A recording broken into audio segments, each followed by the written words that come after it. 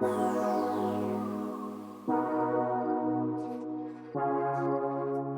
I'm Silvain. I'm one of the two co-founders of NeoCarbon. I'm an engineering background. I did my first master's in IT, and then I realized that I was a bit of a nerd, but I liked even better to build solutions for real problems. So I did also a second master in innovation management. So initially, the first one was in Paris. Then I moved to Finland, where I was 10 years. There I had a first startup in a CTO, and basically then I moved about a year and a half ago to Berlin to do my second startup. So I quit my previous one because I wanted to do something more impactful, and that was at the end of 2020. And then basically I spent most of 2021 trying to figure out how to best have an impact on the climate crisis and really do my part, as I was already doing as much as possible in my personal life, and eventually narrowed down on carbon capture. So this is what we do at NeoCarbon since I met my co-founder Rene in September 2021. So in October 2021, sorry, so about a year and a half ago, as I said. And since then, we've been working on NeoCarbon. So we're doing a direct air capture, which is capturing CO2 out of the ambient air, out of the air you breathe, directly and storing it away. So we are mitigating climate crisis by kind of removing CO2 from the atmosphere. And we're doing this by retrofitting existing infrastructure, mostly cooling towers, which are industrial machines that create cooling, and that are used for everything. You might, if you think about anything, you might think about the nuclear power plants cooling towers, but they're actually virtually in every industry, and they have a lot of things that make sense to be used for carbon capture, actually, because they have a lot of heat and a lot of airflow, which are both things that make sense for carbon capture. Yeah, I mean, this has been for me, let's say, an ongoing journey for a very long time. I have always been, I think, very sustainability conscious. I was raised in a family that was very green, I would say. But as I tend to say, it was this sustainability or kind of practice, like the things that we used to say back in the days, like, yeah, don't forget to turn off the water or turn off the lights or things like this. But nobody had ever kind of quantified this or anything like this. So this was my first kind of touch points with sustainability when I was growing up. Then eventually, I think I started really becoming more and more anxious, as I am still doing today, which is what I think is one of the key force to push me to do even more all the time. But yeah, I would say like about 5-6 years ago, not even better now, like maybe 2015, 2016.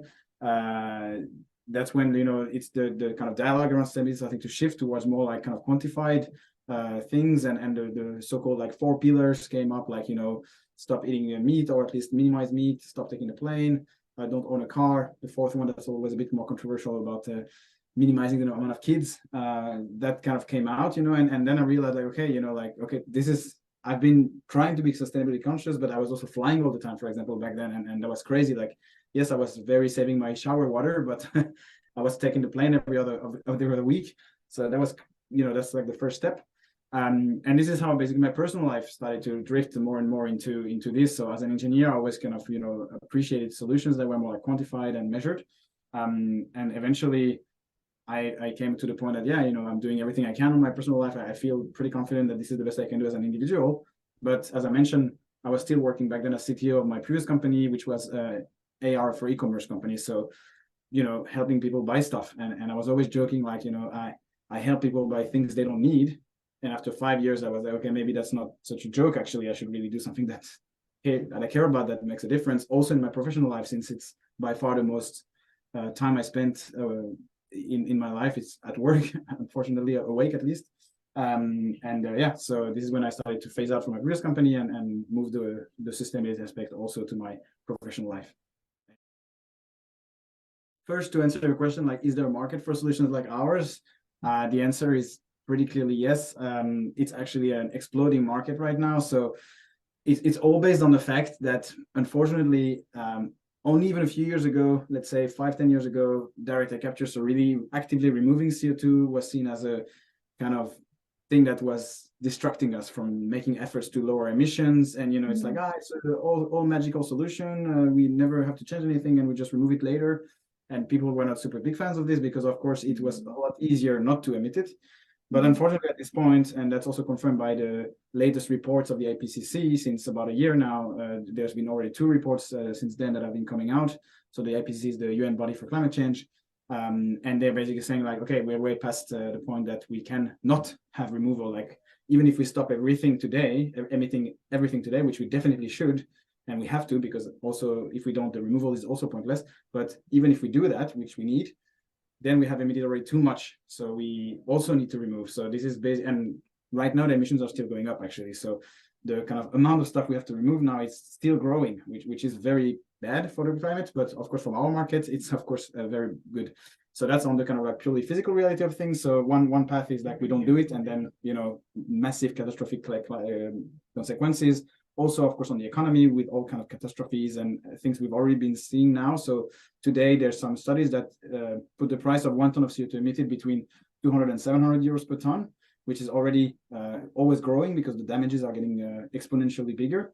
So already today, it's starting to be cheaper to actually remove CO2 than to do nothing. So the market is starting to be also kind of purely economically there. And then, of course, finally, if you don't do anything and society collapses, that's basically what the UN, the governments, the EU, all of these kind of bodies, their whole role is to make sure that society doesn't collapse. So they will not let that happen. So there's going to be also regulations, and this is why the demand is exploding right now for carbon removal. So then in terms of what does carbon removal, so what NeoCarbon does, really removing CO2 from the atmosphere, how is it different from other sustainable solutions? Well, you can look at it basically from the perspective of the atmosphere. So you have one of the big distinctions to make is between avoidance and removal. So far, a lot of the things we've heard about is avoidance. So you prevent CO2 from going into the atmosphere. So let's say you capture your CO2 at the exhaust of your chimney, or you instead of buying a gas car or building a coal plant, you buy an electrical car or you build a solar plant, something like this. So you have prevented that otherwise some emission would have been made. So this is kind of like what used to be called what is called avoidance credits, what used to be very much the main thing. But if you think about you as a company, you emit a certain amount of CO2 to operate. Of course, everybody knows that you cannot do much without actually emitting CO2. So far you would emit a ton of CO2 plus 1 ton in the atmosphere. Then you would buy from somebody else avoidance credit. So that stays at zero because you avoided some CO2 emitted, but that still, didn't make any change. So in total, net for the atmosphere, you actually added 1 ton. So when we do removal, what we do you emitted 1 ton, then you buy 1 removal credit from us, which means that we have verifiably and for thousands of years removed a ton of CO2. So you had plus 1 ton from your end, we had -1, so we're at net zero. So this is all the net zero targets you hear talking all the time about, like from the EU, from the countries, from the cities, from the companies. Everybody at this point, I would say, I think it's about 40% of the global GDP has net zero targets. Most of these net zero targets are by far from the SBTI, so Science-Based Target Initiative, and they're basically all including a drastic emission reduction, as we discussed. That's always going to be the main thing, but also removal to kind of compensate for the fact that you cannot go to zero because everything you do takes some emissions. So removal is critical to reach net zero and eventually a negative society, which we have to do to try to mitigate and potentially even reverse some of the damages we already have done. I think resilience is always one good one for founders. I mean, I obviously applied it a lot in my previous company. It really was already back then ups and downs, roller coaster. So you have very good day and you have very bad days, and it's kind of expected. So this is a lesson I had already, but now it's even, I would say, decoupled, like demultiplied, sorry, in hardware. Like it's crazy when things work super well, and then sometimes everything explodes figuratively, and then you're like, okay, crap, what do we do now? So that's definitely one that stuck with me. I would say in general, working because you believe in things, believe in, like, everybody's gonna tell you this is impossible, we've tried this. We're obviously working a lot with very, very expert people that have been from the industry for many years. We have worked with like senior executive level from the incumbents. So they were working there for many years. Then they came to us and helped us part-time for quite some months. And, they're impressed, but they were also, telling us like, hey, all of these things we tried and it doesn't work. And you're like, you have to believe that, okay, some of that might be true, but we have to find a way. And that's your role also as a founder, to be, you have to take into account what criticism comes to you, but it's also your role to be like, okay, I believe that guy that worked in this industry for 10 years on that very specific point that I think can change, and he says no, I believe, and I choose that I believe that I'm right. And that's definitely something that's hard to do, but that's, I think, necessary for visionary and innovation to happen.